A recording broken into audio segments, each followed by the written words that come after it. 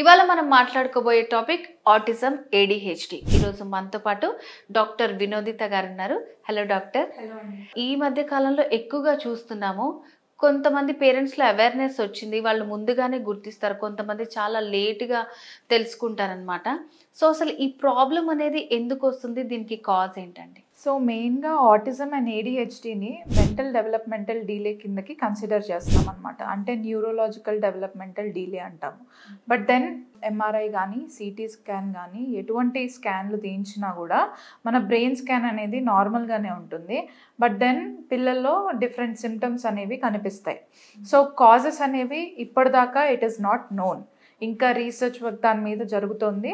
And కరెక్ట్గా ఈ cause వల్లనే ఈ డిసీజ్ వచ్చింది అనేది ఇంకా క్లారిఫైగా తెలీదు. సో మనము దాన్ని అసలు ఎలా గుర్తించాలి అనేది మాట్లాడుకున్నట్లయితే, సో మెయిన్గా పిల్లలు ఒక 18 months వరకు సరిగ్గా మాట్లాడతారు, నేమ్ పిలిచినప్పుడు పలుకుతారు అండ్ తిరుగుతారు. సో ఇలా అందరితో మింగిల్ అవుతూ ఉన్న పిల్లలు సడన్గా వాళ్ళు నేమ్కి రెస్పాండ్ అవ్వటం మానేయటము అండ్ ఆల్సో ఒక్కళ్ళే ఉండటం కానీ, హైపర్ యాక్టివ్గా అటు ఇటు తిరగటం కానీ, టో వాకింగ్ చేయటం కానీ, ఇలా డిఫరెంట్ సిమ్టమ్స్ తోటి అప్రోచ్ అవుతారు. మెయిన్ సిమ్టమ్ ఏంటంటే అప్పటిదాకా అమ్మ నాన్న ఇట్లాంటి చిన్న చిన్న పదాలు మాట్లాడే పిల్లలు సడన్గా మాట్లాడడం మానేస్తారనమాట. ఒక్క సిమ్టమ్ తోటి పేరెంట్స్ చాలా కన్సర్న్డ్ అయ్యి దే కమ్ టు అస్. మెయిన్గా ఇది మనకి 18 months అంటే 1 year నుంచి 18 monthsలోనే ఈ సిమ్టమ్స్ అనేవి కనిపిస్తాయి.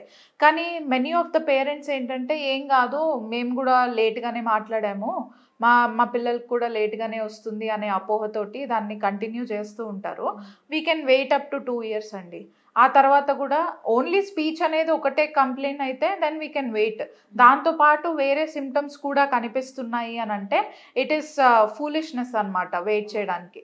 సో ఒకసారి అప్రోచ్ అయితే అసలు ఏంటి అనేది కరెక్ట్గా అర్థమవుతుంది అండ్ దానికి తగ్గట్టు వాళ్ళకి ట్రీట్మెంట్ ఇవ్వటానికి మాకు కూడా ఈజీగా ఉంటుందన్నమాట. డాక్టర్ గారు, ఇంకొక డౌట్ కూడా ఉంది. మేనరికం మ్యారేజెస్ చేసుకోవటం వల్ల ఇలా కిడ్స్లో ఆటిజం ప్రాబ్లమ్స్ వచ్చే ఛాన్సెస్ ఎక్కువగా ఉంటాయి అంటారు. Is it true? As I told you before, the causes unknown. So చాలా కాజెస్ అనేవి ఇప్పటిదాకా చెప్పారు. మేనరికం వల్ల కానీ, వ్యాక్సినేషన్ వల్ల కానీ, ఆర్ మదర్స్ ప్రెగ్నెన్సీ టైంలో హెల్త్ ఎలా ఉంది దాని పరంగా కూడా మనకి ఇటువంటి కండిషన్స్ వస్తాయి అనేది చెప్పారు.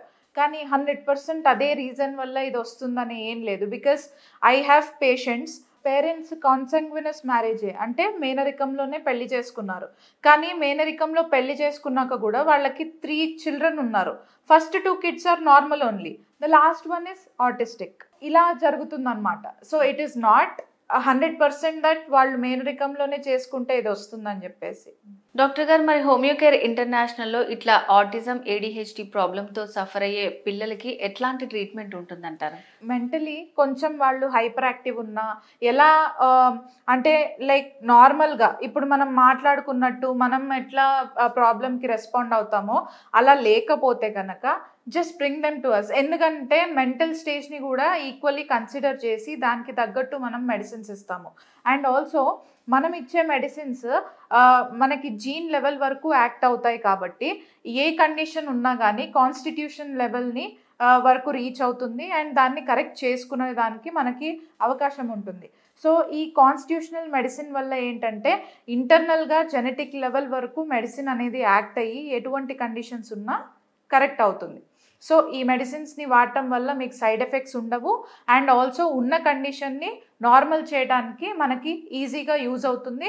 అండ్ పిల్లలు కూడా మెడిసిన్స్ చేదుగా ఉండవు అండ్ వాళ్ళకి తీసుకోవడానికి ఇబ్బంది ఉండదు కాబట్టి మీరు ఎటువంటి భయం లేకుండా దాన్ని వాడచ్చు. హోమియోకేర్ ఇంటర్నేషనల్లో ఏడిహెచ్డి ఇంకా ఆటిజంతో సఫర్ అయ్యే పిల్లలకి ఎట్లాంటి ట్రీట్మెంట్ ఉందని చాలా క్లియర్గా ఎక్స్ప్లెయిన్ చేశారు. Thank you so much. So viewers, మీకు కూడా ఇలాంటి ప్రాబ్లమ్స్ ఏవైనా ఉంటే స్క్రీన్ మీద కనిపిస్తున్న నెంబర్కి కాల్ చేయొచ్చు, లేదంటే హోమియోకేర్ ఇంటర్నేషనల్ మనకి చాలా బ్రాంచెస్ ఉన్నాయి, వెళ్ళి మీరు అప్రోచ్ అవ్వచ్చు.